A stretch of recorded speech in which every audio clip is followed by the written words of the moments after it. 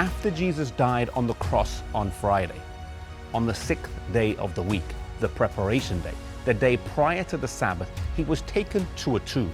Joseph of Arimathea and Nicodemus both went to see Pilate, and being men of means and influence, they were able to ensure that the body of Jesus was given an honorable burial rather than one that the lowest of criminals would receive.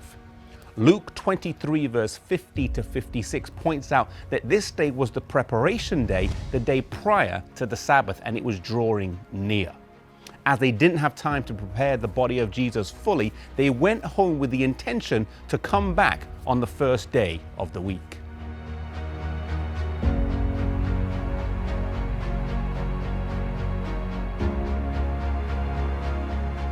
Even in death, Jesus rested on the Sabbath, showing the importance of the Sabbath to both Jesus and his followers.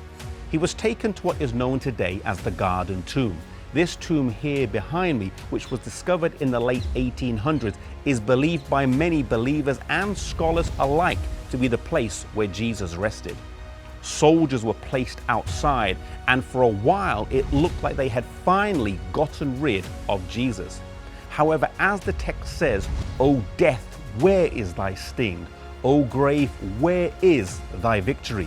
Jesus was going to rest a while, but not forever. His supporters, though, were grief-stricken as their hopes for an earthly reign of Jesus were dashed.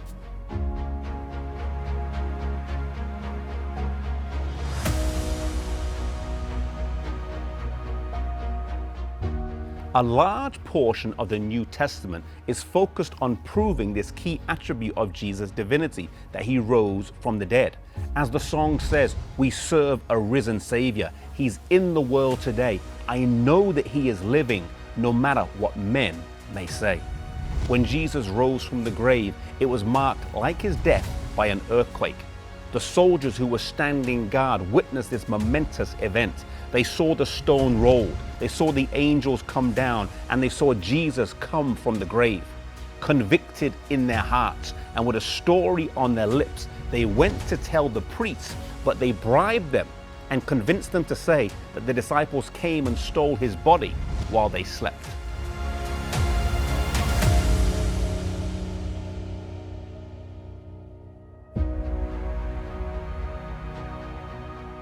There is no way that this truth could be suppressed, though. On Sunday morning, Mary was the first to come down here, and seeing the stone rolled away, she goes and tells the disciples that Jesus is not in the tomb. Peter and John then run to the tomb with her, and seeing that her account is accurate, they then leave.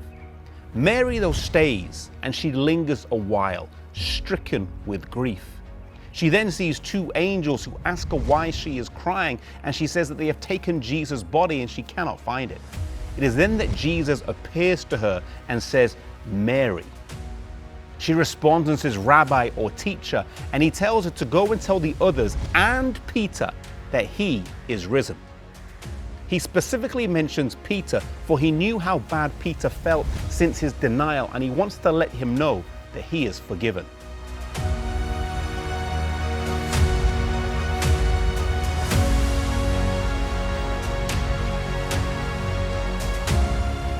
Filled with joy, Mary rushes to the disciples, this time bringing news of the resurrection.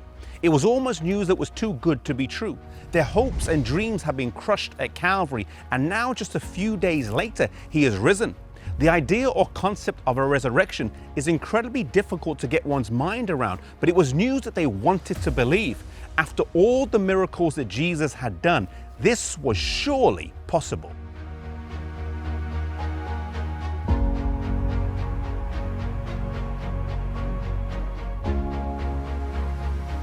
Jesus is different to other gods, but it is on this point where the greatest distinction lies. Other gods that other faith groups venerate are either inanimate objects or they are dead. Jesus is different, for the grave had no hold over him, death had no sting, and the grave had no victory. Our faith today has life because Jesus is risen. as he said to Peter before he denied him, I'm going to prepare a place for you, and if I go, I will come again and receive you to myself, that where I am, there you may be also. Today we serve a risen Savior. He lives to make intercession for us, and he will one day come again and take us back to heaven. May we surrender our hearts to him. May we accept his gift of salvation and live with him for eternity.